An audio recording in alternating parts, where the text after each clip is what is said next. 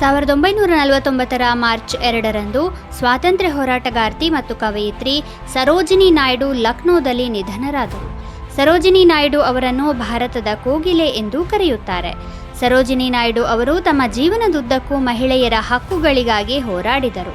ಅವರು ಭಾರತದ ಮೊದಲ ಮಹಿಳಾ ರಾಜ್ಯಪಾಲರಾದರು. ಅವರು ಉತ್ತರ ಪ್ರದೇಶದ ರಾಜ್ಯಪಾಲರ ಹುದ್ದೆಯನ್ನು ವಹಿಸಿಕೊಂಡರು. ಸರೋಜಿನಿ ನಾಯ್ಡು ಅವರನ್ನು 1925ರಲ್ಲಿ ಕಾಂಗ್ರೆಸ್ ಅಧ್ಯಕ್ಷೆಯನ್ನಾಗಿ ಮಾಡಲಾಯಿತು. ನಂತರ 1928ರಲ್ಲಿ ಅವರಿಗೆ ಕೇಸರ್-ಎ-ಹಿಂದ್ ಪ್ರಶಸ್ತಿಯನ್ನು ನೀಡಲಾಯಿತು. ಸರೋಜಿನಿ ನಾಯ್ಡು ಅವರು ದೇಶದಲ್ಲಿ ಪ್ಲೇಗ್ ಸಾಂಕ್ರಾಮಿಕ ಸಮಯದಲ್ಲಿನ ತಮ್ಮ ನಿಸ್ವಾರ್ಥ ಕೆಲಸಕ್ಕಾಗಿ ಈ ಪ್ರಶಸ್ತಿಯನ್ನು ಪಡೆದರು. 1969ರ ಮಾರ್ಚ್ 2ರಂದು ಸೂಪರ್ಸಾನಿಕ್ ವಿಮಾನ ಕಾನ್ಕಾರ್ಡ್ ತನ್ನ ಮೊದಲ ಹಾರಾಟವನ್ನು ಮಾಡಿತು. ಇದು ವಿಶ್ವದ ಅತ್ಯಂತ ವಿಶಿಷ್ಟ ವಿಮಾನವಾಗಿದ್ದು, ಶಬ್ದದ ವೇಗಕ್ಕಿಂತ 2 ಪಟ್ಟು ವೇಗವಾಗಿ ಹಾರಿತ್ತು. ಬ್ರಿಟಿಷ್ ಏರ್ಕ್ರಾಫ್ಟ್ ಕಾರ್ಪೊರೇಷನ್ ಮತ್ತು ಫ್ರಾನ್ಸ್ನ ಏರೋಸ್ಪೇಷಲ್ ಈ ವಿಮಾನದಲ್ಲಿ ಒಟ್ಟಾಗಿ ಕೆಲಸ ಮಾಡಿದ್ದವು. 1969ರ ಅಕ್ಟೋಬರ್ 1ರಂದು ಈ ವಿಮಾನಕ್ಕೆ ಕಾನ್ಕಾರ್ಡ್ ಎಂದು ಹೆಸರಿಸಲಾಯಿತು. ಅಂದರೆ ಒಪ್ಪಂದ ಅಂತ ಅರ್ಥ. ಈ ವಿಮಾನವು 100 ಪ್ರಯಾಣಿಕರೊಂದಿಗೆ ಹಾರಬಲ್ಲ ಸಾಮರ್ಥ್ಯ ಹೊಂದಿತ್ತು.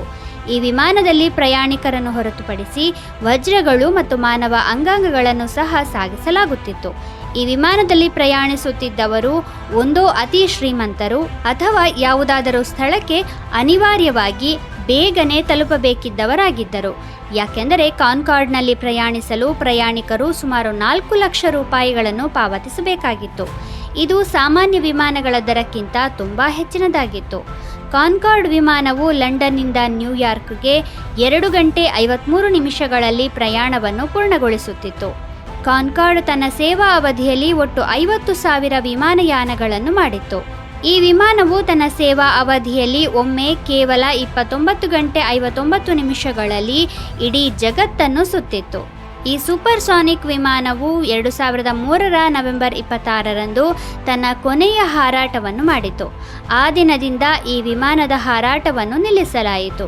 ಕಾನ್ಕಾರ್ಡ್ ವಿಮಾನವು ತನ್ನ 27 ವರ್ಷಗಳ ವೃತ್ತಿ ಜೀವನದಲ್ಲಿ 2000ನೇ ಇಸವಿಯಲ್ಲಿ ಒಮ್ಮೆ ಮಾತ್ರ ಪ್ಯಾರಿಸ್ ಬಳಿ ಅಪಘಾತಕ್ಕೀಡಾಗಿತ್ತು. ಆ ಘಟನೆ ನಡೆದ ಕೇವಲ 3 ವರ್ಷಗಳ ನಂತರ ಅದು ಶಾಶ್ವತವಾಗಿ ನಿವೃತ್ತಿಯಾಯಿತು.